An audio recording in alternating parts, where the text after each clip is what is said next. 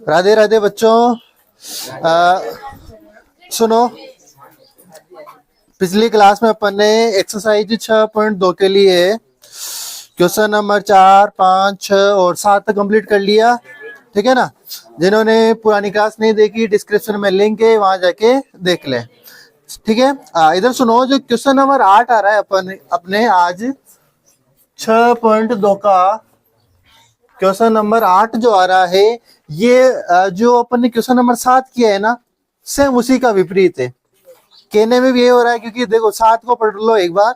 प्रमेय 6.1 का प्रयोग करते हुए 7 को पढ़ रहा हूं। सिद्ध कीजिए कि एक त्रिभुज की एक भुजा के मध्य बिंदु से, एक भुजा के मध्य बिंदु से होकर दूसरी भुजा के समांतर खींची गई रेखा तीसरी भुजा को क्या करती है? समद्विभाजक। वैसे कल अपन ने इसके लिए चित्र बनाया था। क्या था कि ये यूं कह रहा था कि त्रिभुज में एक भुजा के समांतर, मतलब दूसरी भुजा के मध्य बिंदु से समांतर रेखा खींची जाए, तो वो जो तीसरी भुजा है ना, वह उसको मध्य बिंदु पर क्या करती है? समद्विभाजित करती है। यानी ये बिंदु इस रेखा का समद्विभाजित है, बराबर मध्य बिंदु है, तो ये वाला बिंदु भी इस रेखा का क्या होगा? मध्य बिंदु। ये अपन को सिद्ध करना था, और ये इसको समांतर दी हुई थी 7.a में। कैसे किया था? याद है तुम्हें? ए बी सी दिया था, ई एफ इसको नाम दिया था। फिर क्या किया था? ये समांतर है तो थेल्स प्रमेय लगा कि ये बटा इसके बटा में ये, इसके बटा में ये किया था। फिर लगा कि चूंकि लगा कि ये इसका मध्य बिंदु, इसका मतलब ये और ये बराबर है, इसके अपोन में वापस वही लिखी थी, उनके अपोन में करते एक आया था, एक को फिर इधर ये वाला टुकड़ा इसके अपोन में आते फिर एक बराबर, दोनों टुकड़े बराबर हो गए थे। कल किया था, याद है तुम्हें? फिर आज देखो क्वेश्चन नंबर 8 क्या कह रहा है? सेम वही है, बस इसका विपरीत है कि 6.2 प्रमेय 6.2 का प्रयोग करते हुए सिद्ध कीजिए कि एक त्रिभुज की किन्हीं दो भुजाओं के मध्य बिंदु, ठीक है ना, कि किसी एक त्रिभुज की किन्हीं दो भुजाओं के मध्य बिंदुओं को मिलाने, यानी इस भुजा का मध्य बिंदु ये और इस भुजा का मध्य बिंदु ये, इन दोनों भुजाओं के इस मध्य बिंदु और इस मध्य बिंदु को मिलाने वाला, मध्य बिंदुओं को मिलाने वाली रेखा इस तीसरी भुजा के क्या हो? समांतर होती है। ये अपन को क्या करना है? सिद्ध करना है। कोई मिला के ये ए बी सी त्रिभुज है, इसमें इस ए बी भुजा का मध्य बिंदु है ई, और इस ए सी भुजा का मध्य बिंदु है एफ। ठीक है, ये मध्य बिंदु है, और आज अपन को ये सिद्ध करना है कि ई एफ किसके समांतर है? बीसी के। ये समांतर सिद्ध करना है। ठीक है, कल का जस्ट विपरीत क्वेश्चन है। तो दिया है, क्या दिया है तो मैं इधर सुनो। त्रिभुज ए बी सी में ए बी का मध्य बिंदु ई व ए सी का मध्य बिंदु एफ है। आ जाएगी बात समझ में? सिद्ध करना है।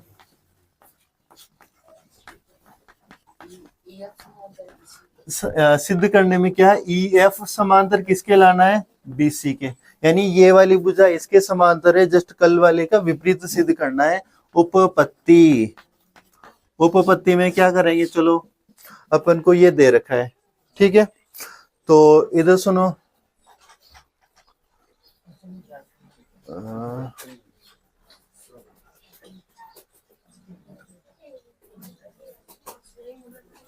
हाँ चलो इधर सुनो। चूंकि यू कर लो, त्रिभुज ए बी सी में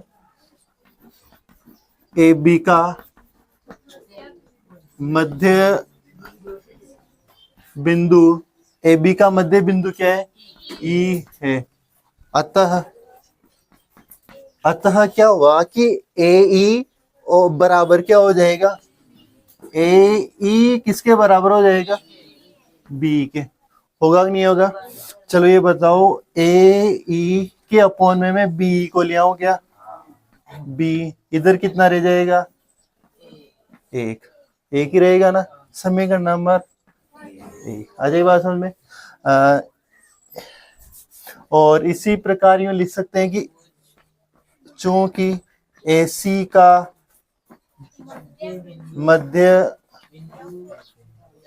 मध्य बिंदु कौन सा है, F है, यानी इस AC का मध्य बिंदु कौन है, F है। तो फिर अगर मध्य बिंदु F है तो AF बराबर किसके हो जाएगा, FC या CF के, CF लिख दूं, CF के।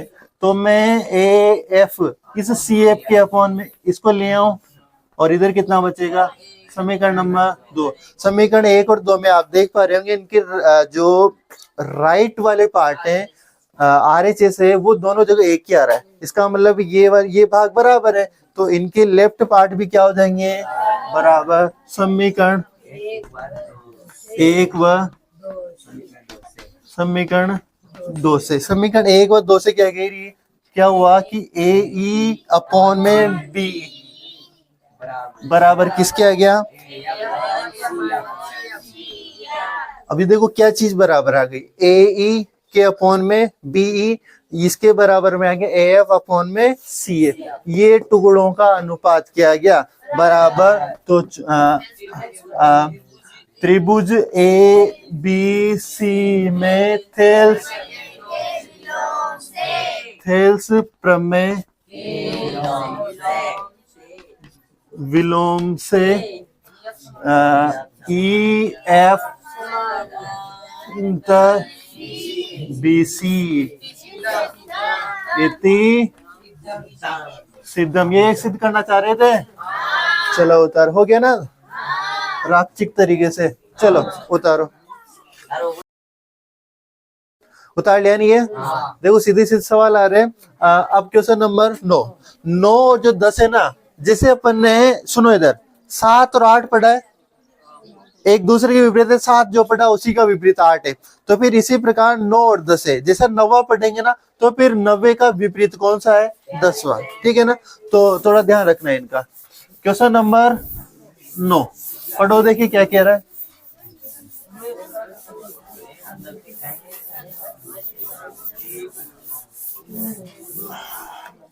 सुनो क्या कह रहा है, ABCD एक क्या है, समलंब है। मतलब एक ABCD समलंब चतुर्भुज है जिसमें AB समांतर किसके है, समलंब चतुर्भुज जानते हो ना, ऐसा चतुर्भुज जिसकी भुजाओं का एक जोड़ा क्या हो, समांतर हो।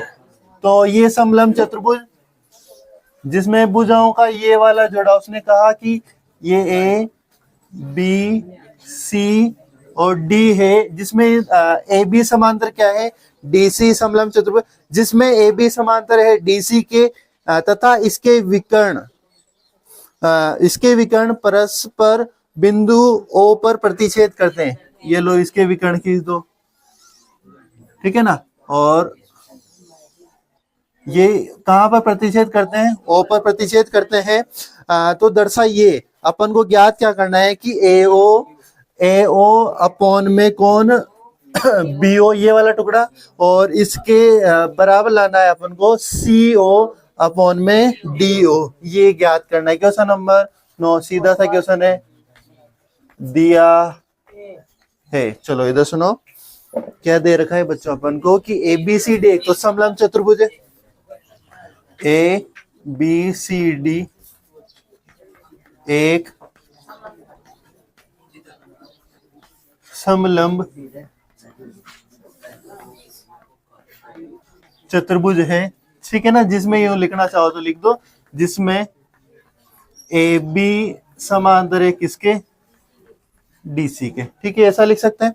ये तो दिया हुआ है तथा सॉरी क्या लिखेंगे, ज्ञात करना है। ज्ञात क्या करना है आपको कि AO के अपॉन में किसको, BO, और CO के अपॉन में कौन, DO, ये आपको ज्ञात करना है।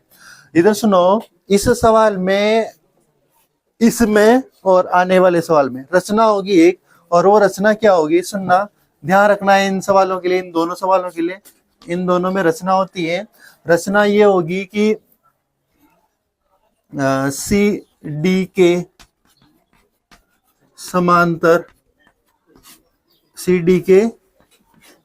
समांतर OP रेखा खींची। देखो यहाँ ये जो सी डी है ना, इसके समांतर यहाँ से एक ओपी क्या कर रहा हूं मैं, रेखाखंड खींच रहा हूँ। ये यहाँ पे कौन सा बिंदु आ गया, पी। यहाँ तो बात समझ आएगी। देखो एक नई चीज आ रही है, अब तक सवालों में ऐसी चीज नहीं आ रही थी। सीधे सीधे थेल्स प्रमेय और थेल्स प्रमेय का विलोम, सीधा काम हो रहा था। इसमें भी काम तो वही है, परंतु थोड़ा सा चेंज किया क्या कि सी डी के समांतर क्या खींचनी पड़ रही है अपन को, एक ओपी रेखाखंड खींचना पड़ रहा है। ठीक है, अब इधर सुनो, इससे क्यों खींचना पड़ रहा है, क्योंकि देखो एक त्रिभुज बनाने के लिए उसमें समांतर रेखाओं का जोड़ा होना चाहिए, इस वजह से ये खींचा जा रहा है। ओपी रेखा खींची, ठीक है। अर्थात ऐसा लिख सकते हैं, अर्थात सी डी समांतर क्या हो जाएगी, ओपी। अजय बात सुनिए, लिख सकते हैं। तो फिर अब क्या लिख दो, हल। चलो अब इधर सुनो, आपने समांतर रेखा खींच दी, उसने समांतर दे रखा है, तो क्या कहां से कौन से त्रिभुज में समांतर रेखाएं मिल गई आपको। देखो त्रिभुज देखना, बी सी डी, इस त्रिभुज को देखो आप, मैं बना रहा हूं, छोटा चित्र बना दूं। इसमें यहाँ पे एक रेखा खींच रखी है मैंने, पी, और यहाँ पे बिंदु ओ है, ये डी और सी और बी। ठीक है, तो ये बताओ इस त्रिभुज में ओपी इसके समांतर है, ये समांतर है, तो थेल्स प्रमेय से इसके बटा में ये और इसके बटा में ये चल जाएगा मामला। तो अपन यह लिखेंगे त्रिभुज, चूंकि त्रिभुज कौन सा, बी सी डी में, बी सी डी में ओपी समांतर है किसके, सी डी के। कहां से, ये कहां से, रचना से, रचना से। अगर ये है तो अपन क्या लिख सकते हैं, वही नाम बोलना, B O, D O upon, B O upon में डी ओ, और इसके बीपी अपॉन सीपी। किससे, पहले लिख दो समीकरण नंबर 1, और कारण क्या है, थेल्स प्रमेय से। अजय बात समझ में, यहां तो कोई दिक्कत नहीं। अब इधर सुनो, ये तो मामला हो गया इसका, तो फिर अब इधर सुनो, इसके समांतर ये थी, ठीक है, परंतु दिया हुआ में था कि ए बी किसके समांतर है, डीसी के, और ये अपन ने रचना से खींच दी, तो ये दोनों समांतर ये अपन ने खींच दी, तो क्या ये वाली इसके समांतर नहीं होगी, क्या होगी ना। तो यहाँ पे चूंकि ये बताओ कि ए बी समांतर है डीसी के, डीसी ये तो क्या था, दिया है, और ओपी समांतर है डीसी के, ये कहां से, रचना से, रचना से। अतः जो ए बी है वो किसके समांतर हो जाएगी, ओपी के। होगी कि नहीं होगी, तो ये बताओ ये समांतर है, तो त्रिभुज कौन से। अब सुनना, मैं चलो पहले यहाँ त्रिभुज बना के बता दूं तुम्हें। देखो एक ऐसा त्रिभुज बना हुआ है यहाँ पे, ये सी, यहाँ पे बी है, और यहाँ पे ए है, और एक यहाँ पे ये पी और यहाँ पे ओ लिखा हुआ है। क्या ये वाली इसके समांतर नहीं है, क्या है। अगर ये समांतर है तो जो BP upon CP, AO upon CO, Thales प्रमेय से हो जाएगा। तो ये चीज आपको यहाँ पे बोल लेनी है। त्रिभुज कौन सा लेंगे, त्रिभुज ए बी सी में, ए बी सी में ए बी समांतर है ओपी के, ए बी समांतर है ओपी के। अभी जस्ट अपन ने यहाँ पे किया ना, अगर ये समांतर है तो इधर सुनो, अपन के समीकरण में बीपी से स्टार्ट किया था, बीपी अपॉन सीपी, तो बीपी अपॉन सीपी आना चाहिए। तो ये लो, बीपी अपॉन कौन हो जाएगा, सीपी, इसके बराबर में यहां से स्टार्ट किया तो इधर एओ, यहां तक किसी दिखा, समीकरण नंबर 2। और कारण क्या लिखोगे, वही थेल्स प्रमेय से। किसी की दिक्कत यहाँ तक, समीकरण 1 व 2 में इनकी जो राइट पार्ट है वो बराबर BP upon CP, BP upon CP, यहाँ पे ये और ये बराबर। तो समीकरण 1 व 2, समीकरण 2 से, समीकरण 1 व 2 से, तो एओ देखो, बी ओ अपॉन में डी ओ, और इसके बराबर में कौन आ गया, AO अपॉन, क्या यही ला रहे थे क्या? नहीं ला रहे थे। देखो वहां पे AO अपॉन में BO है, जबकि AO अपॉन में कौन है? CO, यानी CO के स्थान पे कौन आना चाहिए? BO। और देखो DO के CO के अपॉन में कौन है? DO, जबकि DO के ऊपर कौन है? BO। तो क्या नहीं कर सकते क्या? अर्थात इधर सुनो, BO है यहाँ पे, सुनो सुनो, यहाँ पे कौन है? AO। इस CO कहाँ पे दो? यहाँ पे। BO कहाँ ले आओ? नीचे। तो AO अपॉन BO हो गया, और CO BO यहाँ आया तो CO यहाँ आ जाएगा। पहले कौन है यहाँ? DO, और CO यहाँ आ जाएगा, ये CO। क्या ये लाना चाह रहे थे क्या? तो इधर सुनो, CO तो यहाँ आ गया और BO कर सकते हैं ना, वो कौन सा वज्र गुणन वाला हो जाएगा। तो ये वही किया है, तो CO यहाँ आ गया, और यही किया था अपना। पर वैसे ज्ञात करना था ना, तो इतनी सीधा हम नहीं लिखेंगे, यहाँ तक उतारो, ठीक है। अगला सवाल करेंगे फिर। चलो इधर सुनो, कंप्लीट यहाँ तक उतार लिया। अब क्वेश्चन नंबर 10 पढ़ेंगे, और 10 आप पढ़ोगे सेम इसी का विपरीत है। जैसे अपन ने क्वेश्चन नंबर 7 पढ़ा था, उसका विपरीत 8 था। तो जैसे 9 पढ़ा, 9 का विपरीत 10 है। पढ़ो क्या कह रहा है? एक चतुर्भुज। अब पहले वाली में लाइन में क्या था कि समलंब था वो, अब यहाँ पे ओनली क्या दिया? चतुर्भुज। कि एक चतुर्भुज ABCD के, अब देखो यहाँ पे समांतर नहीं दे रखा, समलंब चतुर्भुज, तो ये समांतर नहीं है, ठीक है, मिटा दिया मैंने। एक चतुर्भुज ABCD के विकर्ण परस्पर बिंदु O पर क्या करते हैं? इस प्रकार प्रतिच्छेद करते हैं। अब किस प्रकार प्रतिच्छेद करते हैं कि AO upon BO, AO upon BO ये बराबर है CO अपॉन DO के। तो दर्शाइए, मतलब अपन को ज्ञात करना है कि ABCD एक क्या है? समलंब चतुर्भुज। जस्ट विपरीत है, ये यहाँ दे रखा और ये यहाँ सिद्ध करना है, ठीक है।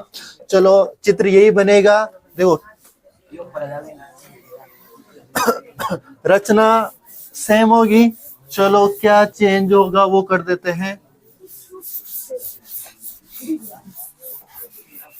सुनो इधर दिया है, दिया क्या है आपको कि AO अपॉन में BO बराबर है आपको CO अपॉन DO। ये तो क्या है? दिया है। ज्ञात क्या करना है कि ABCD एक समलंब चतुर्भुज है। अर्थात अगर ये समलंब है, अर्थात अपन क्या सिद्ध कर सकते हैं कि AB के समांतर कौन हो जाए? CD या DC, तभी समलंब होगा, क्योंकि भुजाओं का एक जोड़ा समांतर होना चाहिए। वही रचना क्या करेंगे? CD के समांतर एक OP रेखा खींची, अर्थात OP समांतर है CD के, ठीक है। ये रचना हो गई।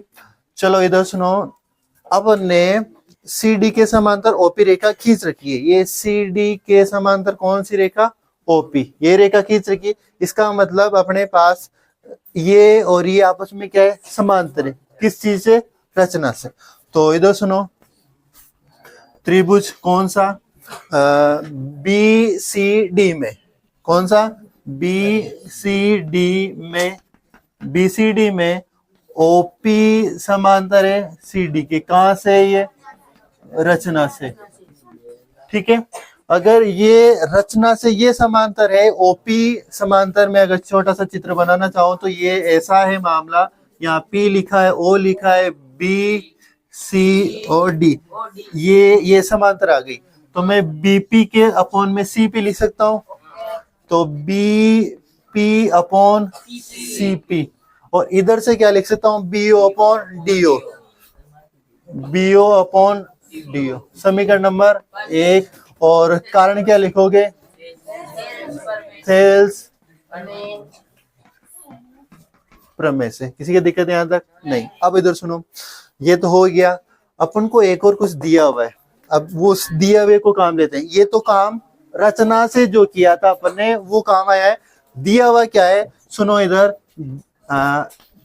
AO अपॉन कौन है? BO, और CO अपॉन DO, ये क्या है?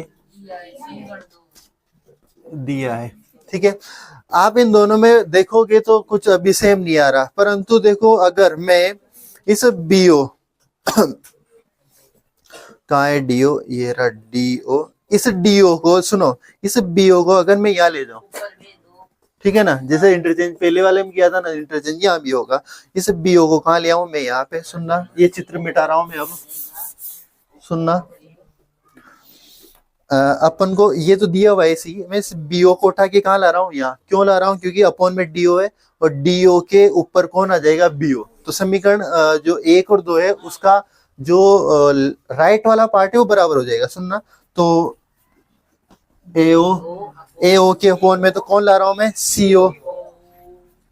ये सीओ, और सीओ की जगह जो था वो कहाँ चला जाएगा, यहाँ पे बीओ, और ये कौन हो जाएगा, समीकरण नंबर 2।